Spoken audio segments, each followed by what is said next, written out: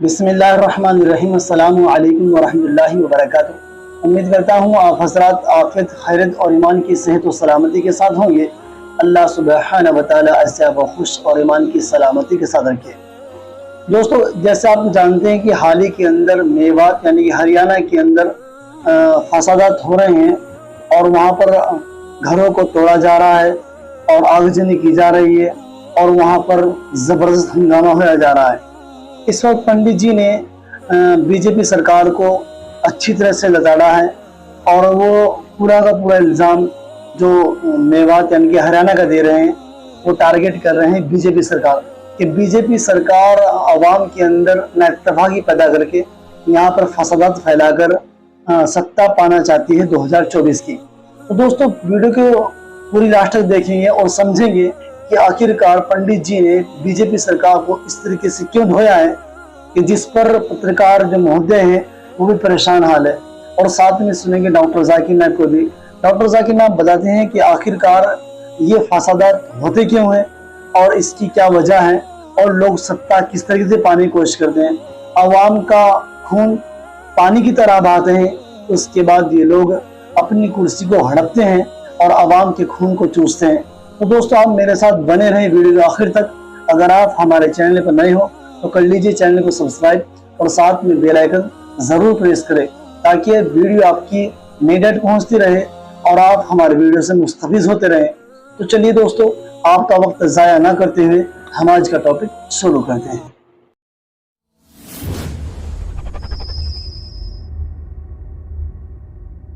अमित शाह की जिम्मेदारी है, दंगा करा रहे हैं हरियाणा में खुलेआम। हरियाणा में बीजेपी की सरकार है, खट्टर साहब मुख्यमंत्री है, अनिल विज गृह मंत्री है। जैसे मणिपुर में रहा वीरेंद्र सिंह, जिसने बोला 2 लड़के घुमाया है, उसी प्रकार से ये भाजपा की साजिश है। दंगे की सरकार बनाना चाह रहे हैं 2024 में। लोगों को डरा के, प्यार से वोट नहीं मांग पाए, काम से वोट नहीं पाए, अब डरा के वोट मांग। क्या लग रहा है हरियाणा में फेल होगी क्या बीजेपी की सरकार? हो गई है कि फेल होगी, हो गई है।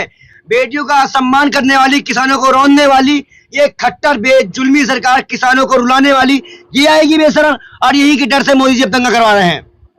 तो दंगा तो वहां पे इसलिए हो रहा है ना, यात्रा नहीं निकल पा रही है साहब, हिंदू यात्रा नहीं निकाल पा रहा है। मोनू मानेश्वर के मुंह पे लकवा मारा है, कैंसर है, क्यों ही गाय को राष्ट्रीय में घोषित करवा देता है? सरकार इसकी है, सुनते लोग इसकी है, पुलिस की गाय को राष्ट्रीय पशु घोषित क्यों नहीं करवा दलाल? ये उनके नाम की जाली खाता है, ये जमीन कब जाता है। और आज इसकी वजह से तो दंगा फैला है। मैं साफ साफ कह रहा हूँ, उसकी गिरफ्तारी क्यों नहीं करी हरियाणा पुलिस? सर क्यों नहीं करी? तो आप ये कह रहे हैं नासिर जुनैद की जो हत्या हुई थी उसकी वजह से सारा गुस्सा था मेवात इलाके में? नहीं, ऐसा नहीं है। तो क्या है ये? तो मेवात इलाके में हिंदू नहीं गुजर सकता क्या? ये जा सकता है कि मैं गया था। आप गए थे? 8 मीटर गाँव में गया हूँ, मेवात गया हूँ। अच्छा, मुझे तो कुछ नहीं हुआ। ये फर्जी बातें हैं। मैं मेवात गए? मेवात आप जाते हो मेवात? मेवात मंदिर में गए? मेवात में गया हूँ भाई, मस्जिद में गए? मेवात में गया। राजस्थान के जयपुर से मेवात तक मैं घूमा हूँ, चुनावी यात्रा किया हूँ। ऐसा कोई भ्रम नहीं है। ये पुलिस की साजिश है। इन्होंने पहले से ही दंगे का पूरा कानून बना लिया था। मीडिया पे इनकी बाइटें चल रही थी, मीडिया पे खुलेआम बकाये भाषण दे रहे थे। हथियार बंद लोग बुलाए गए वहां पे। यात्रा में क्यों नहीं थे? नहीं थे, वो झूठ है। आपके पास सबूत है भैया, वीडियो जाने है। हथियार बंद लोग बुलाए जाते हैं और लगातार इसने हथियार का प्रदर्शन किया है फोटो पे, फिर भी इस पे कार्रवाई क्यों नहीं? ये पूरा अमित शाह के देखरेख में होता है, नरेंद्र मोदी के देखरेख में होता है और इसमें मुख्यमंत्री को आदेश करता है कि आज यहां दंगा कराना है। और नेट क्यों बंद है? क्या मणिपुर की तरफ भी वीडियो घुमाओगे? नेट क्यों बंद है? शायद वहां 3 लोगों को 4 लोगों की जान जा चुकी है। मौलाना साहब का भी जान जा चुकी है। वहां पे 4 लोगों की जान जा चुकी है। इस तरह से इमाम साहब की इस तरह की तकलीफ हो रही है इमाम के लिए। भाई, हर के लिए तकलीफ होगी। इंसान मरा है, इमाम हो चाहे संत हो, मरा तो इंसान है ना।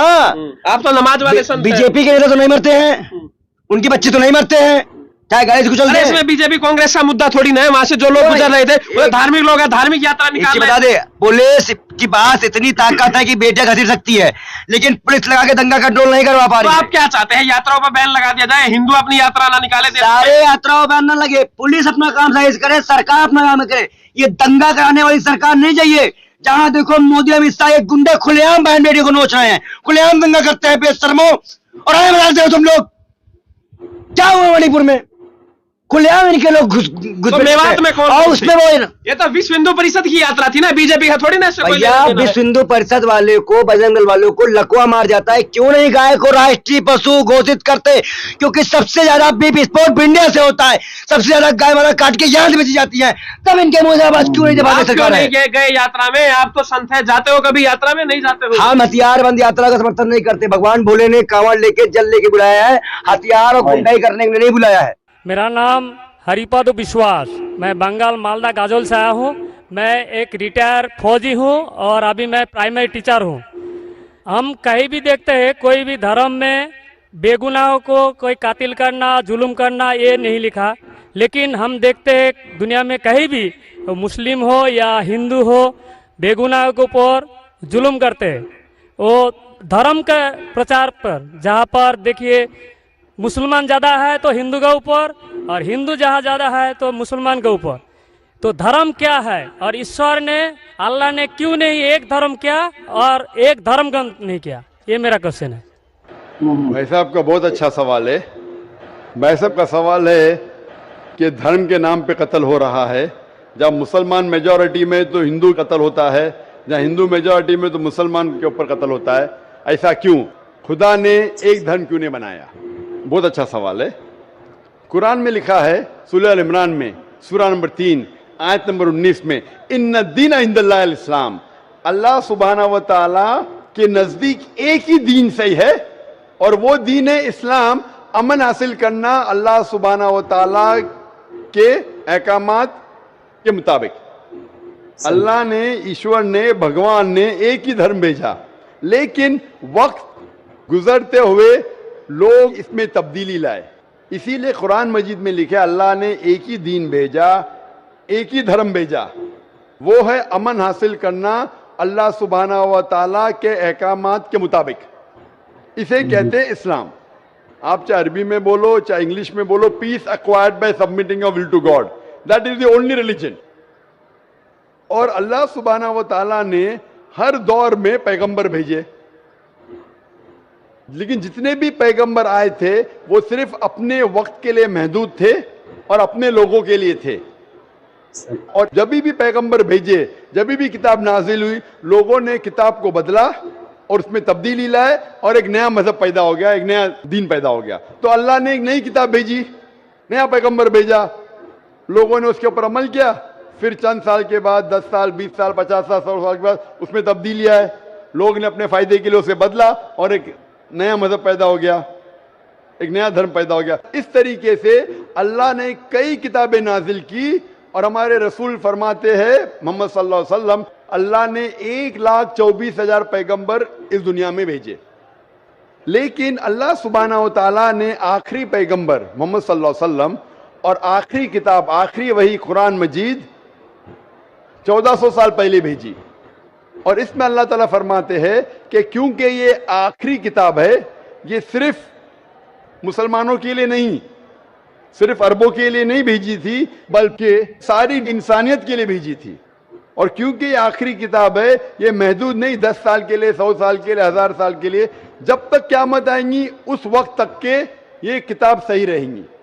और क्योंकि मोहम्मद सल्लल्लाहु अलैहि वसल्लम आखिरी पैगंबर थे, वो सिर्फ मुसलमान या अरबों के लिए नहीं भेजे गए थे, वो सारी दुनिया के लिए भेजे गए थे। तो आज जो भी इंसान है, चाहे वो हिंदुस्तान में है, चाहे पाकिस्तान में, चाहे सऊदी अरेबिया में, चाहे यूएसए में, चाहे इंग्लैंड में, उसे आखिरी पैगाम अल्लाह का, खुदा का, उसके ऊपर अमल करना चाहिए, वो कुरान और आखिरी पैगंबर मोहम्मद सल्लल्लाहु अलैहि वसल्लम पे अमल करना चाहिए। फिर आपको अमन मिलेंगी और इंशाअल्लाह खून खराबा नहीं रहेगा। मैं मानता हूं आपकी बात कि अक्सर आप देखते मेजॉरिटी माइनॉरिटी पे जुल्म करता है।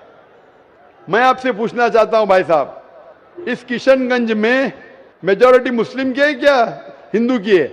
सर मेरे को तो पता नहीं, मैं बंगाल से आया हूँ, किशनगंज के बारे में। बंगाल किशनगंज का नहीं, लेकिन आज सुबह को जब हमारे हिंदू जितने इदारे के प्रेसिडेंट थे, चेयरमैन थे, वो कह रहे थे कि किशनगंज में 65% मुसलमान हैं और 35% हिंदू है। उसके बावजूद इस किशनगंज ये मिसाल है हिंदुस्तान में कि कभी भी हिंदू मुस्लिम का राइट नहीं हुआ। माशाअल्लाह, ये है बात दमदार। धर्म के नाम पे किसी मुसलमान ने कोई हिंदू को ना कत्ल किया, ना हिंदू ने मुसलमान को कत्ल किया। एक पॉलिटिशियन एमएलए साहब कह रहे थे खाली वोटिंग के टाइम पे कभी कभी होता है हिंदू मुस्लिम के अंदर किसको वोट देना, उसको छोड़ के कभी भी यहां दंगे फसाद नहीं हुए। तो ये मिसाल है कि मेजॉरिटी में होने के बावजूद आप देखते कितना अमन है।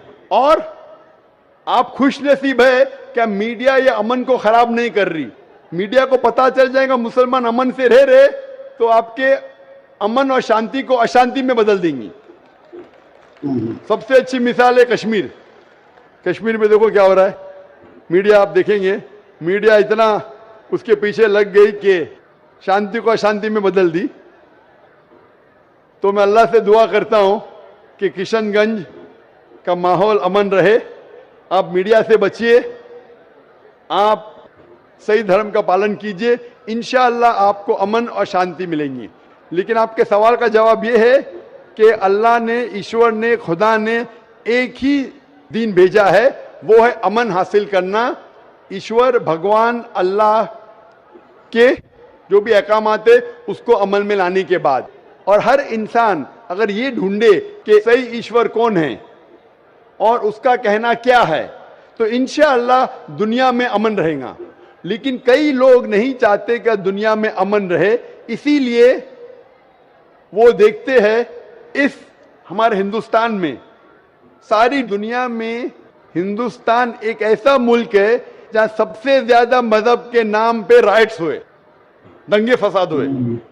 और इसका मैं ब्लेम डालता हूं हिंदुस्तानी नागरिक पे ने, हिंदुस्तानी पॉलिटिशियन पे, क्योंकि अंग्रेज ने हमारे देश को बांटा।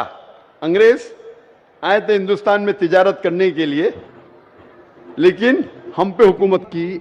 उनकी पॉलिसी थी डिवाइड एंड रूल, हिंदू मुस्लिम को डिवाइड किया और हम पे राज किया। अंग्रेज तो चले गए, अपनी राजनीति छोड़ गए पीछे। इसीलिए मैंने एक तकरीर किया हूं, इस टेररिज्म मुस्लिम मोनोपोली, और कहा जितने भी आप दंगे फसाद देखेंगे दुनिया में, जितने भी टेररिस्ट एक्ट डायरेक्टली और इनडायरेक्टली कहीं ना कहीं पॉलिटिशियन का हाथ है। चाहे बाबरी मस्जिद लो, चाहे गुजरात लो, चाहे 9/11 लो, चाहे अफगानिस्तान लो, चाहे इराक लो, चाहे पैलेस्टाइन लो, ये सब में राजनीति का हाथ है। लोग चाहते हैं कि हमारे वोट बैंक में लोग हमें वोट दे, तो सबसे आसान तरीका है कि आपस में लड़ाओ मजहब के नाम पे। नहीं तो आमतौर पे मैं समझता हूं हिंदुस्तानी जो नागरिक है, हिंदू और मुस्लिम, माशाअल्लाह आपस में अमन चाहते, आपस में एक दूसरे से प्यार करते। लेकिन इस शांति, इस अमन को अक्सर कुछ लोग अपने फायदे के लिए इसको तोड़ना चाहते हैं, इसको भ्रष्ट करना चाहते। इसीलिए आप देखते कि ये राइट्स होते हैं। अल्हम्दुलिल्लाह किशनगंज एक मिसाल है, और मैं दरखास्त करूंगा किशनगंज के पॉलिटिशियन से कि इस अमन को इंशाअल्लाह बरकरार रखे। आप हक पे रहो, आपको वोट मिलेगा, यहां नहीं मिलेगा, ऊपर तो सीट मिलेंगी। सही। मैं हमेशा पॉलिटिशियन से कहता हूं आप हक पे जमे रहो, चाहे आपका नुकसान हो।